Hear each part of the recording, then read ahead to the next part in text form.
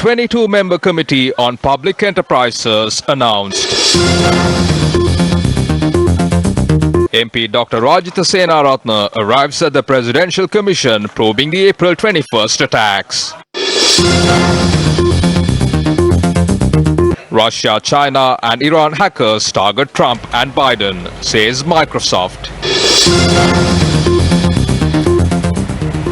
Hello there, very good afternoon and welcome to Lunchtime News on TV1. Those for the headlines, now news in detail.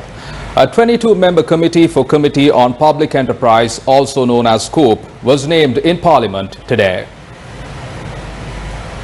The 22 members are Mahinda Amaravira, Mahinda Nandaludgamage, Rohita Begunawardena, Susil Premajayantha, Jayantha Samaravira, Dilum Mamunugama, Indika Anuradha, Sarath Veerasekara, D.V. Chanaka, Dr. Nalaka Godaheva, Ajit Niwad Kabral, Rauf Hakim, Anura Kumara Disanayaka, Partli Shampika Ranavaka, Jagat Pushpa Kumara, Iran Ramanayaka, Nalin Bandara, S.M. Marikar, Premanath C. Dolawatha, Sanakya Rajaputran Rasamanikam, and Charita Herath. MP Iran Vikram Ratna says that Sri Lanka will have to face the biggest budget deficit in 35 years this year. He made the statement while commenting in Parliament yesterday regarding the current financial situation of the country.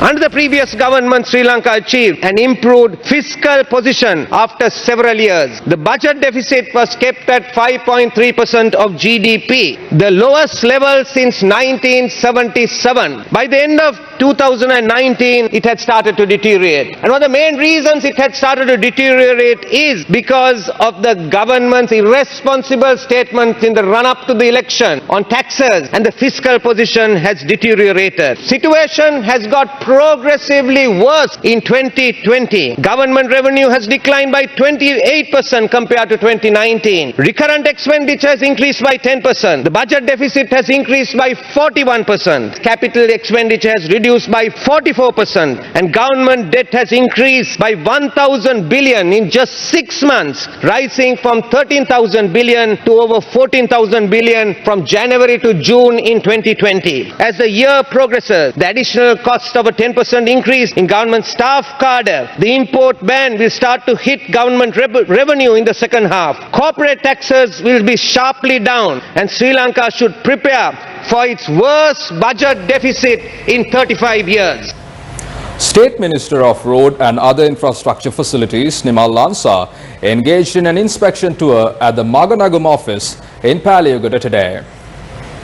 During the inspection tour, he spoke to the staff members of the Mahanagam office. The 20th Amendment is not something new. J.R. Jayawardena had more powers than this. Sajit Premadasa should say his father was also part of the system. He also used those powers improperly. President Gotabaya Rajapaksa will not get anything new. The opposition is trying to portray something that is not there, stating it is a new constitution, new power. There is no such thing. The power that was there earlier is also not there anymore.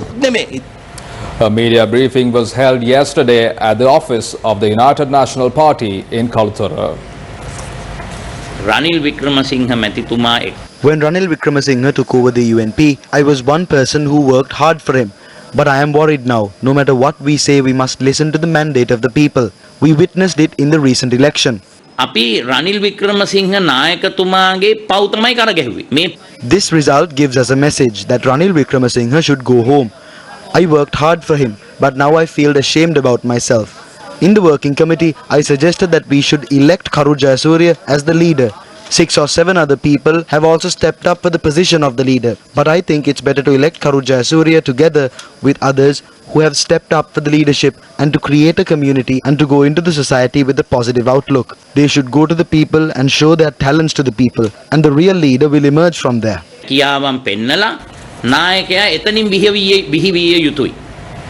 Samagi Jana Balawegaya MP Dr. Rajitha Senaratne arrived at the Presidential Commission of Inquiry probing the April 21st attacks today. AP Senaratne arrived at the commission based on a request made by the commission.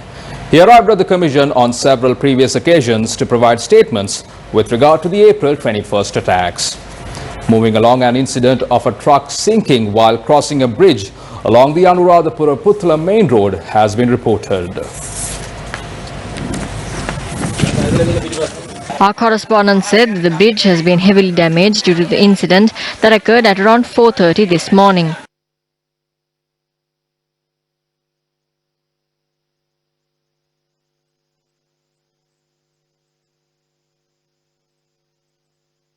The Anuradhapura-Putlam road is closed at the Nochiyagama 38-mile post.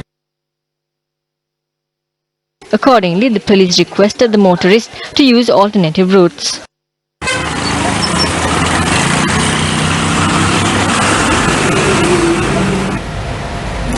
While many parts of the island experience heavy rainfall, villagers of Mahakalugollava in Siemalanduwa Monaragala do not remember the last time they received rain. About 1,000 families reside in the Mahakalugolla village. According to our correspondent, these villagers have not experienced rainfall for a very long time and they do not have water to fulfill their day-to-day needs. Although there are water projects, springs have dried up and they are of no use. Villagers have to travel 5 kilometers to collect water from the Hadda Oya or the Karamba Oya for their day-to-day needs. The journey to these water resources are dangerous as wild elephants encroach from the Lahugala Reserve. According to the residents of these villages, about 3 months ago, a well was constructed. However, it was of no use because there is no mortar. These villagers only request for clean drinking water to fulfill their day-to-day needs. A family was left helpless after a boundary wall collapsed onto their house in Ratmalkaduwa, Gampula. According to our correspondent, the owner of the house was self-employed as a three-wheel driver. He was a father of two. Burdened with financial difficulties, he had to sell the house that he originally resided in, intending to repay a loan that he had obtained. He had only obtained a bank loan and said that he had bought a small house in Ratmalkadawala, Gampala with the money he had saved. During the recent heavy rains, the boundary wall of a land near his home collapsed onto the home where he lived with his wife and two children. The wall is about 24 feet high and the house was destroyed when it collapsed.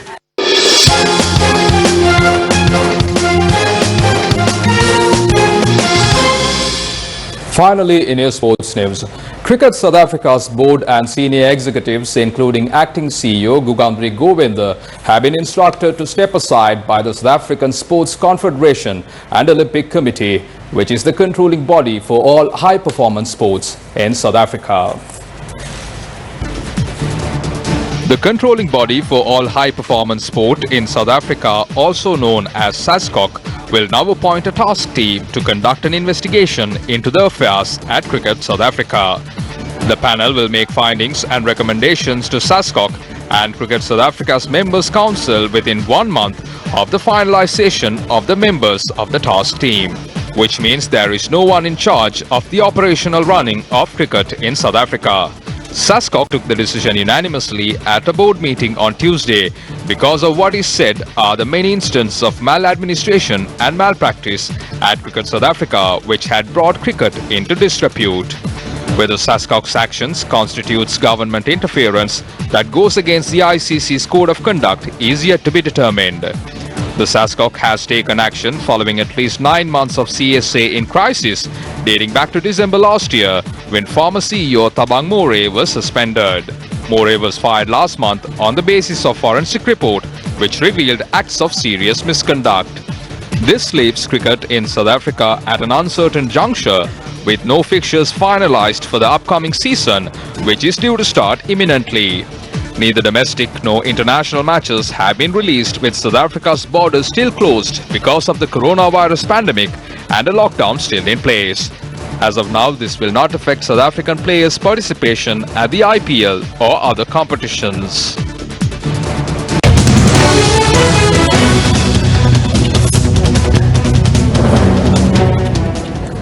මරණ දඬුවම නියම වී සිටින ප්‍රේමලාල් ජයසේකර මහතා පාර්ලිමේන්තු මන්ත්‍රීවරයෙකු ලෙස දිවුරුම් දීම පිළිබඳව අදත් පාර්ලිමේන්තුවේදී සංවාදයට ලක් වුණා.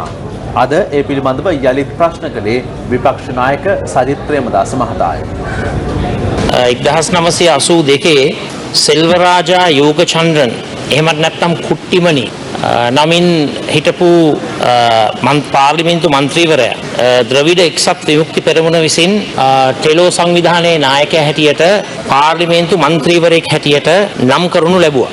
එතකොට මැතිවරණ කොමසාරිස්වරයා ඒ නම මන්ත්‍රීවරයෙක් හැටියට ගැසට් කරලා ගරු කතානායකතුමාට පාර්ලිමේන්තුවේ මහලේකම්වරයාට එවලා තිබෙනවා. ඒ පුද්ගලයා ත්‍රස්තවාදයේ වැළැක්වීමේ පනත යටතේ මරණීය දණ්ඩනය හිමි වෙච්ච පුද්ගලයෙක්. ඒ යෝගචන්ද්‍රන් මහත්මයා මන්ත්‍රීතුමා අභියාචනාවක් ඉදිරිපත් කරලා තිබුණු අවස්ථාවකදී ඔහුට පාර්ලිමේන්තු මන්ත්‍රීවරයෙක් වශයෙන් දියුරුම් දීමට අවස්ථාවක් සලසලා දුන්නේ නැහැ. එවකට කතානායකවරයා විශේෂයෙන්ම ආණ්ඩුක්‍රම ව්‍යවස්ථාවේ 89 වන ව්‍යවස්ථාවටත් ඒ වගේම ආණ්ඩුක්‍රම ව්‍යවස්ථාවේ 91 ව්‍යවස්ථාවටත් අනුකූලව දරු බාකීර්මාකර් කතානායකතුමා බොහොම වැදගත් පූර්වාදර්ශයක් ලබා දීලා තිබෙනවා ඒ ප්‍රතිපත්තිය තුල. ඒ නිසා විශේෂයෙන්ම මම ඔබතුමාගෙන් ඉල්ලීමක් කරනවා. ඒ පූර්වාදර්ශයට පටහැනිව තමයි ඔබතුමා ආණ්ඩුක්‍රම ව්‍යවස්ථාවේ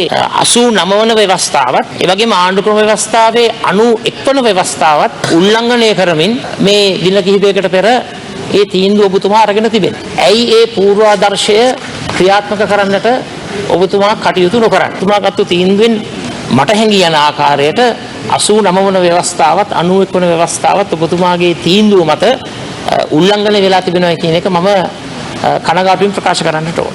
අපීල් උසාවියේ තීන්දුවක් අපිට එවලා තියෙනවා. ඒ තීන්දුව අනුව අපි කටයුතු කළා මිසක් අපි ඒ සම්බන්ධයෙන් වගේ විභාග කරන්න ගියේ නැහැ. අධිකරණයටවත් ඒ විනිසුරුවන් පිළිබඳවත් ඔවුන්ගේ ක්‍රියාකාරකම් පිළිබඳව කතා කරෙත් නැහැ, කතා කරන්න යන්නෙත් නැහැ. ඒ සදාචාර නොවන ක්‍රියාමාර්ගය අනුගමනය කරන්නට අපි ලෑස්ති නැහැ.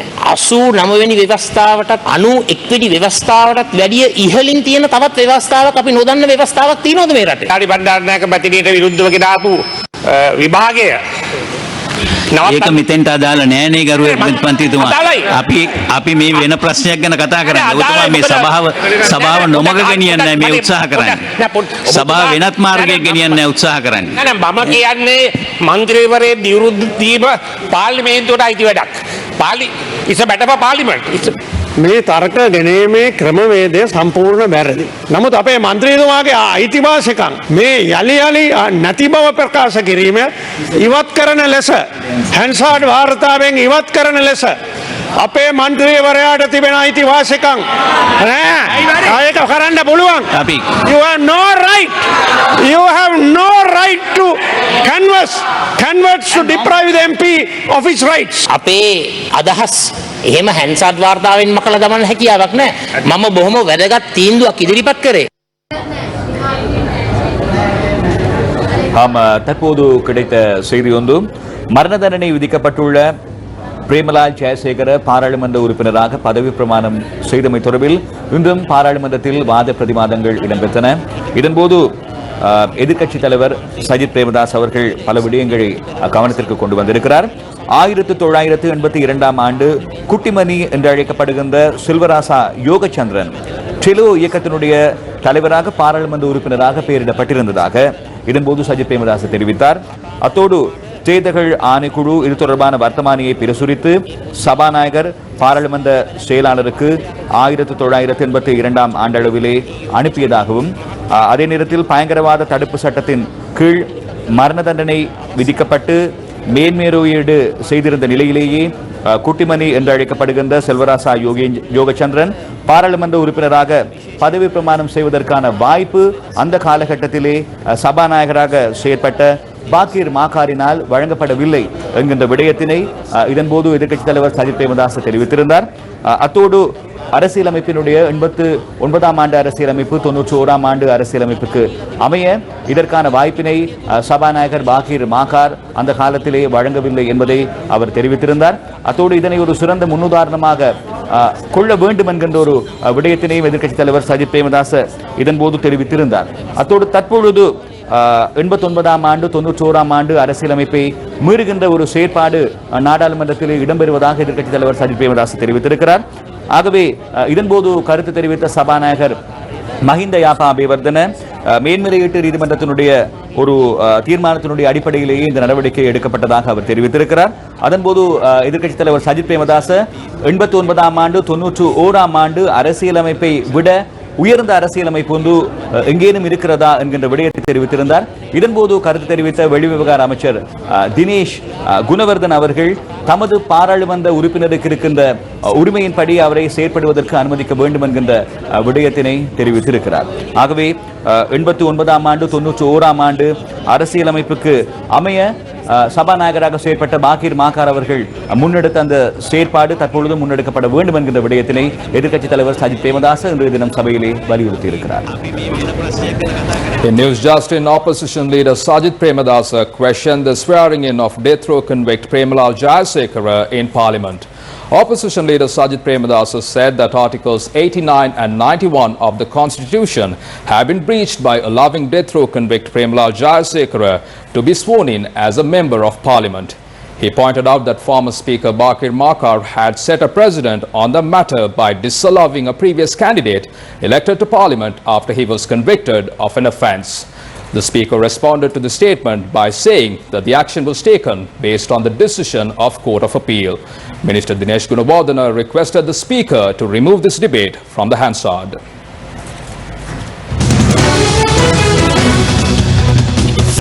A look back at your local news. Today is the 14th day of the Gum at the Door-to-Door initiative. Our teams toured several villages in 3 districts today as well.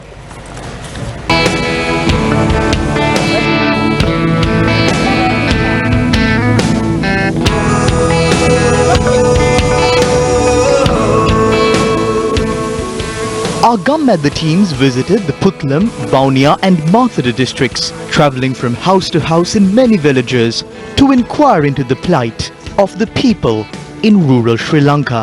This is the 5th time that the Gum at the Door-to-Door initiative is being carried out with the assistance of the University of Peradeniya.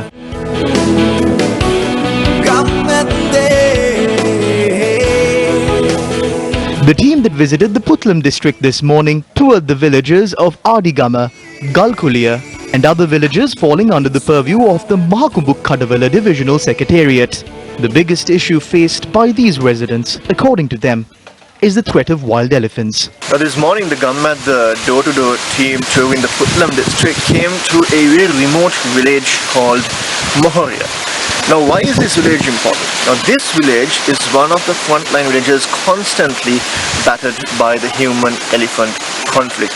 Now, you might even wonder, with this environment surrounding me, is there any possibility that wild elephants even approach this village in Mohoria?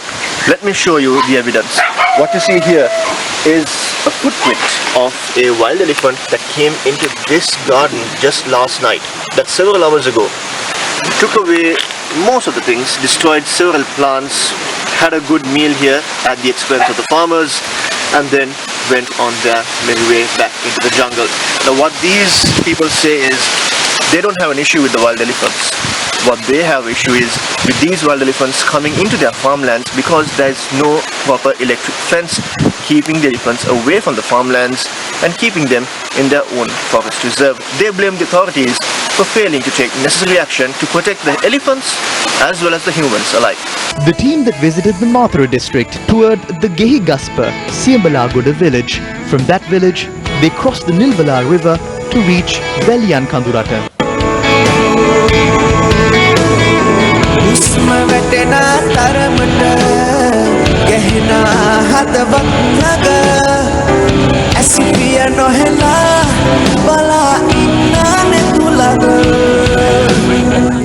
This may seem like an exciting sports for the people living in the urban areas, but for the people living in the Dalyankarundura village in Mathura district, this is their only way of transportation across the Nilvala river to the other side of the village.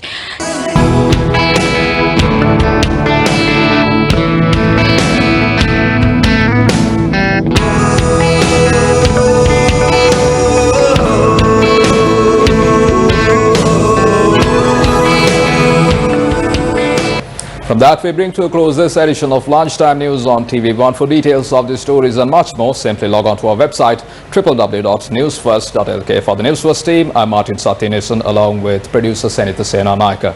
And your latest news update will come your way at 1:55. You have yourself a wonderful day.